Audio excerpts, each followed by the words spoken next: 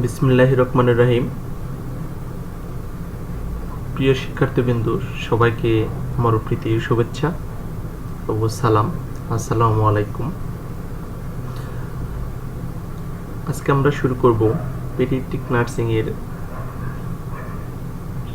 একটা গুরুত্বপূর্ণ টপিক, যেটাতে একটা প্রশ্ন সবসময় থেকে থাকে, যে কোনো মিড টার্ম বলো, টেস্ট বলো, তারপরে ফাইনাল এক্সামে একই প্রশ্নটা মেজরিটি ভাবেই দিয়ে থাকে, যে what is immunization and EPI, write down the objective of EPI. আরেকটা কোশ্চেন থাকে যে what is EPI and briefly describe the EPI schedule in Bangladesh. তো শুরুতেই আমরা পড়ব ইমিউনাইজেশন কাকে বলে। Immunization is a process of inducting or confirming immunity administer the agent, their products or their derivatives। তাহলে ইমিউনাইজেশন একটা প্রক্রিয়া। ইমিউনাইজেশন মানে হলো কি, যে আপনার ইমিউনাইজেশন মানে হলো যে কোনো কিছু বাইরে থেকে আপনার অথবা নিজে থেকেই কোনো কিছু ধরনের ইমিউনিটি মানে প্রতিরোধ ক্ষমতা গড়ে উঠবে। তাহলে ইমিউনাইজেশন হলো একটা প্রক্রিয়া যার মাধ্যমে কোনো ইমিউনিটি তৈরি হবে এবং বা তার প্রোডাক্ট তৈরি হবে, অথবা সে কোনো কিছুভাবে আহরণ করবে বা সংগ্রহ করে থাকবে, তাকে আমরা বলবো ইমিউনাইজেশন। তাহলে আমরা আবার পড়ি, ইমিউনাইজেশন এমন একটি প্রক্রিয়া যে প্রক্রিয়ার মাধ্যমে একজন মানুষের মধ্যে বা ইমিউনিটিটা প্রতিরোধ ক্ষমতাটা রক্ষা হবে, অথবা সে প্রবেশ বিভিন্ন জায়গা থেকে সে সংগ্রহ করবে। এখানে লেখা আছে, দেখেন আবার বলি, তাহলে কিভাবে শিখবেন, যে সংজ্ঞাটা আমি আগেও বলেছিলাম, সেই প্রক্রিয়াটাই আবার অবলম্বন করতেছি। Immunization is a process of inducting or conferring the immunity. তাহলে কি বলবো, ইমিউনাইজেশন একটি প্রক্রিয়া যার মাধ্যমে ইমিউনিটি প্রবেশ করানো হয় বা নিশ্চিত করা হয়। অ্যাডমিনিস্ট্রিং দ্য এজেন্ট, অ্যাডমিনিস্ট্রেশন মানে কি প্রয়োগ করবেন কোনো এজেন্টের মাধ্যমে দেয়ার প্রোডাক্ট, অথবা ওইটার প্রোডাক্ট হতে পারে, অ্যান্ড দেয়ার ডেরিভেটিভস, তার মানে কি সে কোনো কিছু থেকেও সংগ্রহ করতেও পারে। সেটা সে শরীর যেমন আমাদের নিজের মধ্যেই কি একটা ইমিউনিটি তৈরি হয়ে থাকে, এটাকে বলেছে immunization is the process of inducting of some form of disease causing organism into this a person system in a order to cause the development antibody that will resist the disease। তাহলে কি ইমিউনেশন একটা প্রক্রিয়া যেটা inducing the some disease, কিছু ডিজিজের বিরুদ্ধে যে কারণ সেই অর্গানিজম ইনটু এ পারসন একজন ব্যক্তির ভিতরে সিস্টেম আমাদের শরীরের ভিতরে in order to cause the development of antibody and that well resistance the disease. তাহলে কি বলতেছে, ইমিউনেশন এমন একটা প্রক্রিয়া যার মাধ্যমে কোনো ডিজিজের অর্গানিজম একজন ব্যক্তির মধ্যে মানে কি ব্যক্তির মধ্যে অর্গানিজম প্রবেশ করানোর পরে অ্যান্টিবডি তৈরি হয়। অ্যান্টিবডি মানস অ্যান্টিবডি কথাটা কথা অর্থটা হলো বিপরীত, যে যার এগেইনস্টে কাজ করবে। যেমন মনে করেন আমার কোভিড হয়েছিল, আমার এখন কোভিডের অ্যান্টিবডি আমার ভিতরে কি আছে, রেজিস্ট্যান্স আছে।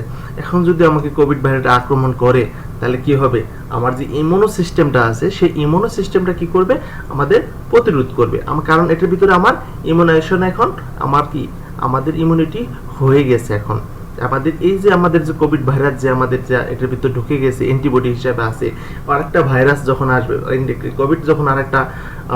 কোভিড ভাইরাস বাইরে থেকে যখন আমার একটা আক্রমণ করবে বা আমাকে ভিতরে প্রবেশ করবে, তখন আমার যে অ্যান্টিবডি আছে সেটার সাথে ফাইট করার ফলে কি হবে, সে দুজন করে সে ফাইট করে ওই দেখা যাবে যে ওই অ্যান্টিবডিটাকে ওই অ্যান্টিবডি ওই ভাইরাল অর্গানিজমটাকে সে আর ভিতরে গ্রো করতে দিবে না, মানে প্রবেশ করতে বা বংশবৃদ্ধি করতে দিবে না।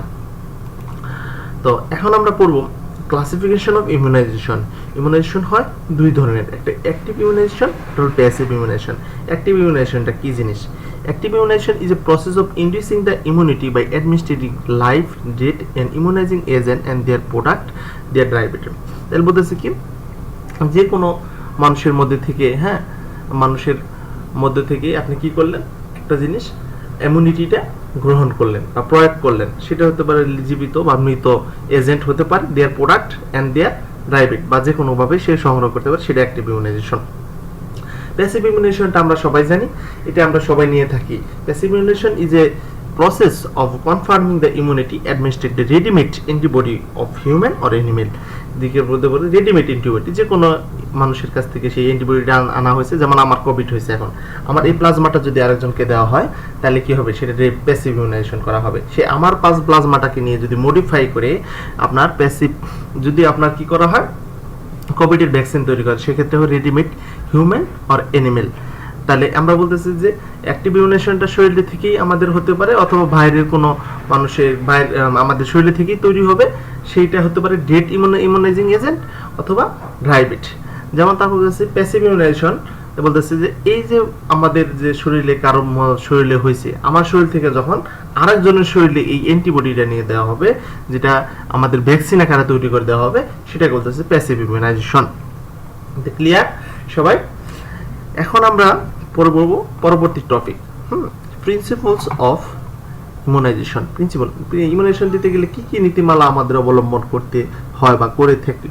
Vaccine should be given according to their immunization schedule.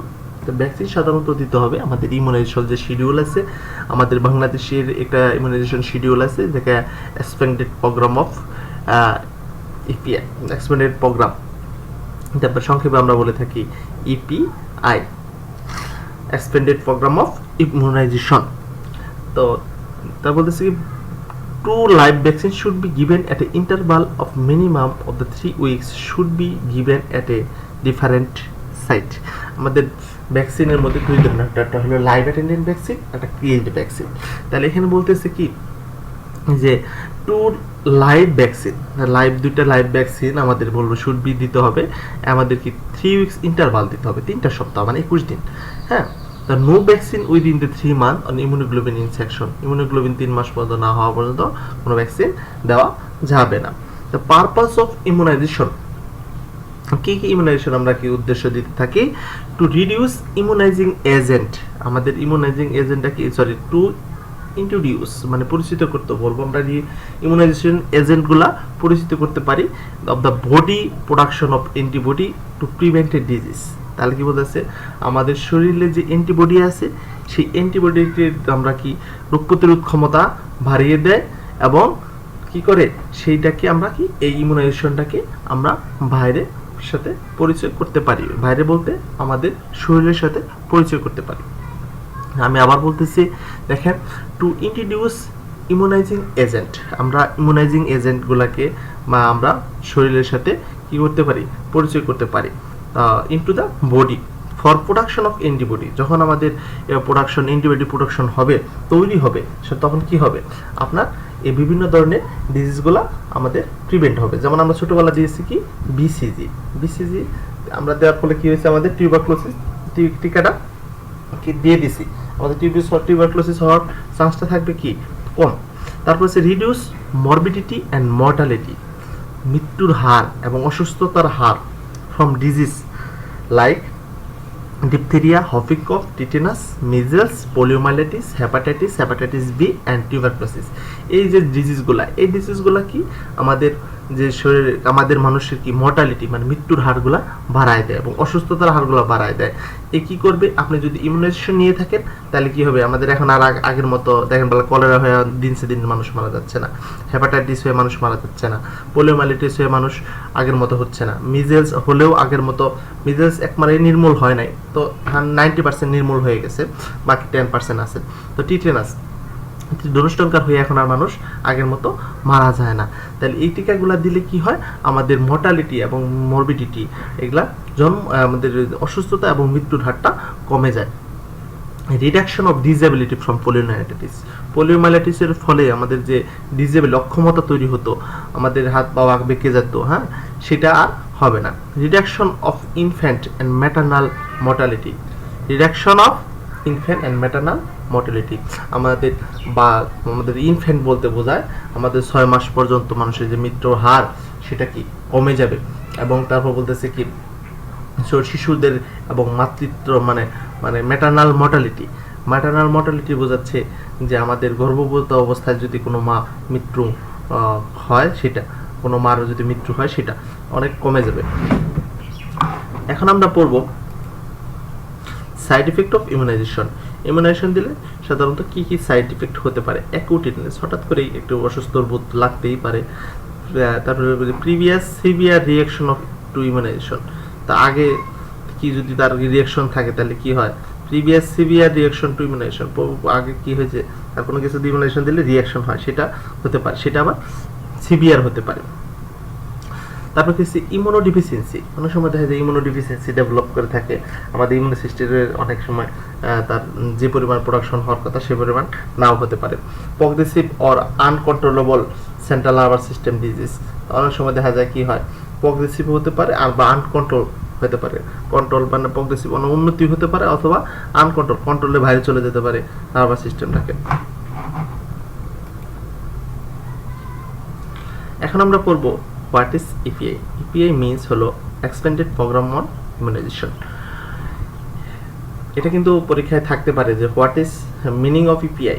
হ্যাঁ, তাহলে expanded programme on immunization, it means increase the number of vaccine in the vaccine schedule so as to provide a wider coverage of against infectious disease among the population।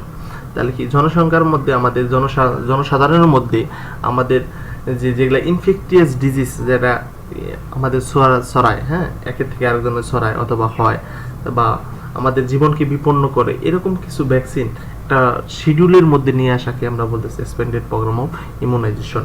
সাধারণত এটা একটা programme, মানে কি যেখানে আমরা 2 বছর বা 2 বছরের মধ্যে আমরা সমস্ত কার্যক্রম শেষ করে দিই।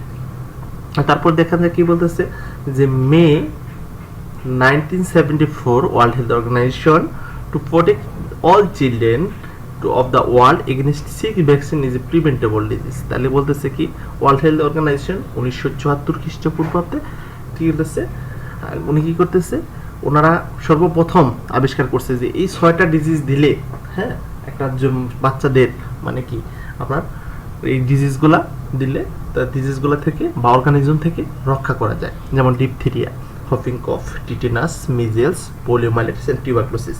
তাহলে বলতেছে কি ওয়ার্ল্ড হেলথ অর্গানাইজেশন 1974 সালে উনি ঘোষণা দেয় যে এই 6টা ডিজিজের বিরুদ্ধে আমরা যদি ভ্যাকসিন দিয়ে থাকি তাহলে কি হবে, আমাদের এই জিনিসগুলা আমাদের রোগ থেকে আমরা অবশ্যই মুক্তি পাবো এবং মৃত্যুর হারটা খুবই কম হবে।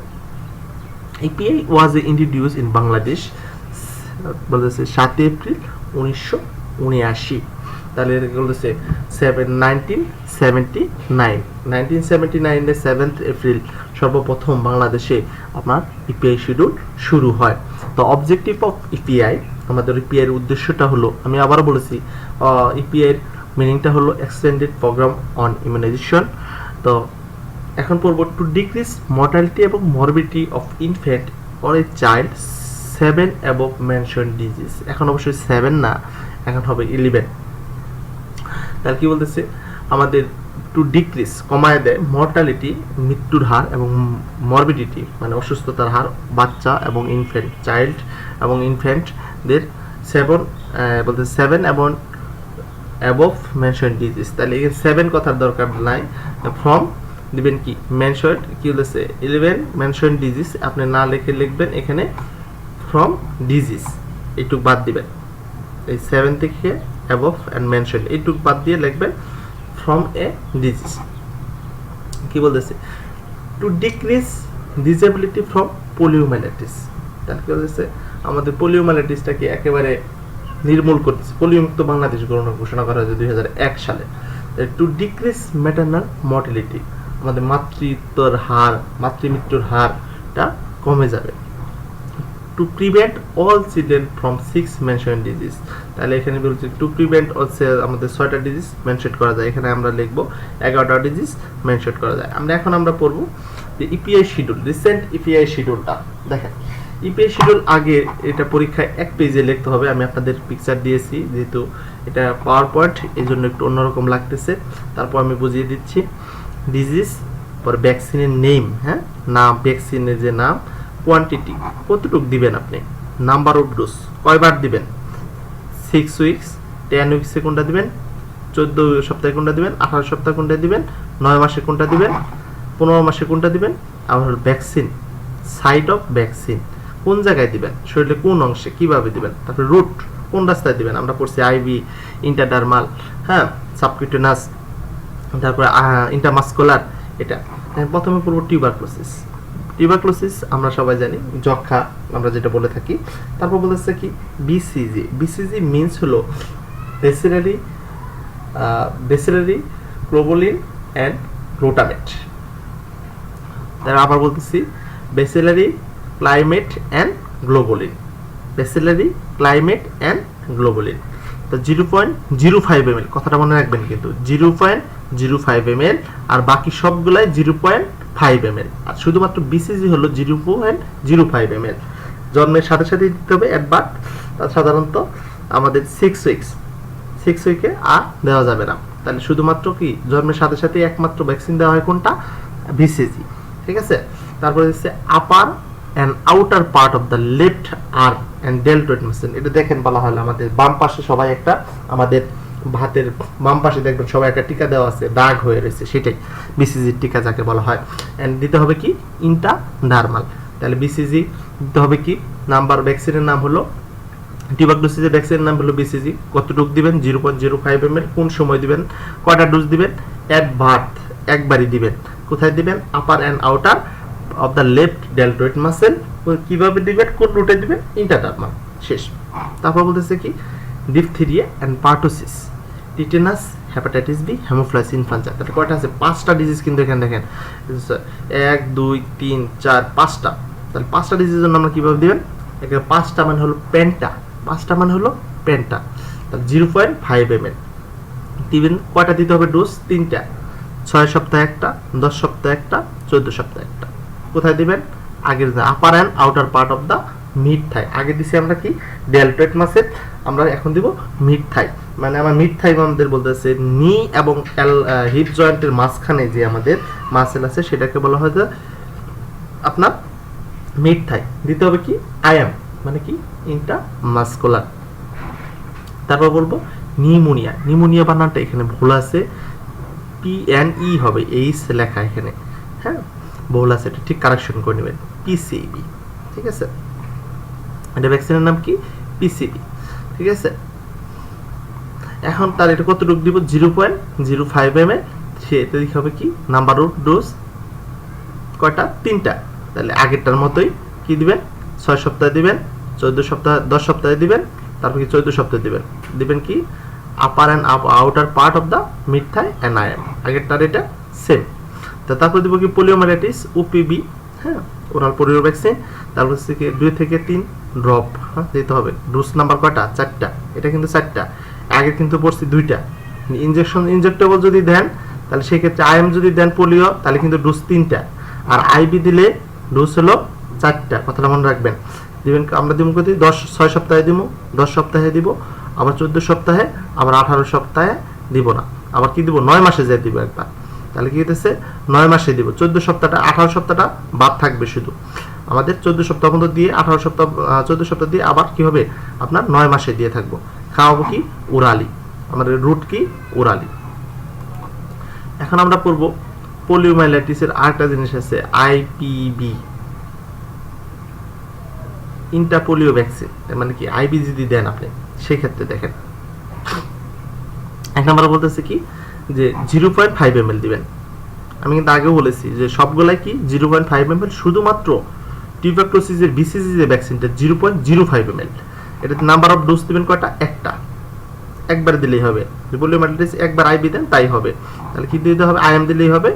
দিতে হবে কোন সময় আপনার, এটা হলো 6 সপ্তাহ, এটা হলো কি আপনার 10 সপ্তাহ, ঠিক আছে। 6 সপ্তাহ দেওয়া যাবে না, 10 সপ্তাহ না, 14 সপ্তাহে আপনাকে দিতে হবে, ঠিক আছে।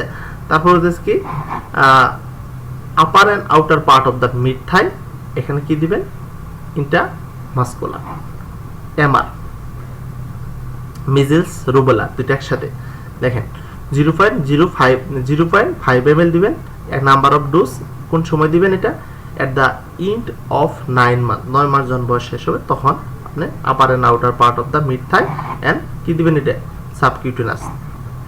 মিজেলস ভ্যাকসিন 0.5 ml, এটা দিতে হবে কি at the end of the 15 month, মানে কি 15 মাস যখন বয়স শেষ হয়ে যাবে তখন আমাদের দিতে হবে upper and outer part of the mid thigh, এটা দিতে হবে কি সাবকিউটেনাস। তো এই আজকে হলো আমাদের ইপিআই শিডিউল। আমি ইপিআই শিডিউলটা আরেকবার আপনাকে বলতেছি।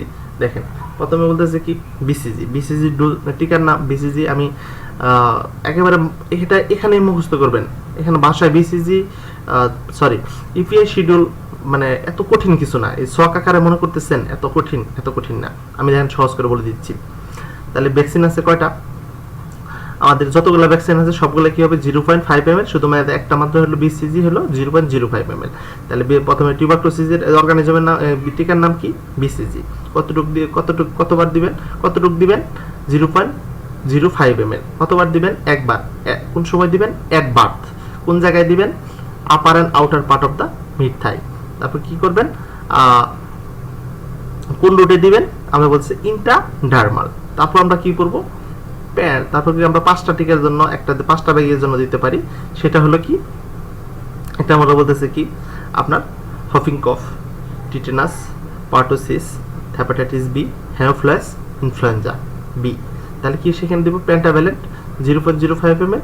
আমরা কয়টা নাম্বার অফ ডোজ দিব, কয়টা 3টা, 6 সপ্তাহ, 9 সপ্তাহ, 14 সপ্তাহ। কোথায় দিব upper and outer part of the কি বলতেছে মিড থাই, আমরা কি দিব ইন্ট্রামাসকুলার পোলিওভাইরাস। তারপর দিব কি নিউমোকক্কাল ভ্যাকসিন। নিউমোকক্কাল ভ্যাকসিনটা সাধারণত 0.5 ml, আমরা ওই একই নিয়মে একই জায়গায় একই রুটে দিয়ে থাকবো। তারপর আসি হলো আমাদের কি পোলিওমাইলাইটিস আমরা সাধারণত দিয়ে থাকি আমাদের নাম্বার অফ 2 থেকে 3 ফোঁটা মোরালি যদি খাওয়ায় আমাদের নাম্বার অফ ডোজ থাকবে 4টা কি থাকবে 6 সপ্তাহ, আমরা 9 সপ্তাহ, 14 সপ্তাহ, তারপর বলতেছে কি 18 সপ্তাহ। তারপর কি কোন রুটে দিবেন, মুখে খাওয়াবে, ঠিক আছে, ওরালি, ঠিক আছে। তারপর হলো পোলিওমাইলাইটিস আইভি যদি দেন ইন্টারভেনাস পোলিও ভ্যাকসিন, তাহলে কি বলতেছে কি 0.5 ml দিবেন, একবারই দিবেন, শুধুমাত্র কয় মাসে দিবেন সেটা আপনি 14 মাসে দিয়ে থাকবেন সাধারণত। তারপর এমআর সাধারণত আমরা 9 মাস বয়সে একবার দিয়ে থাকি নাম্বার অফ ডোজ, আবার মিজেল দিয়ে থাকি আমরা 15 মাস বয়সে একটা দিয়ে থাকি। এই গেল আবার total EPI schedule, very simple. তো সবাইকে আবারও প্রীতি শুভেচ্ছা জানিয়ে আমার ক্লাস এখানে শেষ করছি। যদি কোনো কোশ্চেন থেকে থাকে আমাকে মেসেঞ্জারে তোমরা আজকে 11টা থেকে নক করবে, 12টা পর্যন্ত যে কোনো কোশ্চেন তোমরা করবে টপিক রিলেটেড। সবাইকে অসংখ্য ধন্যবাদ।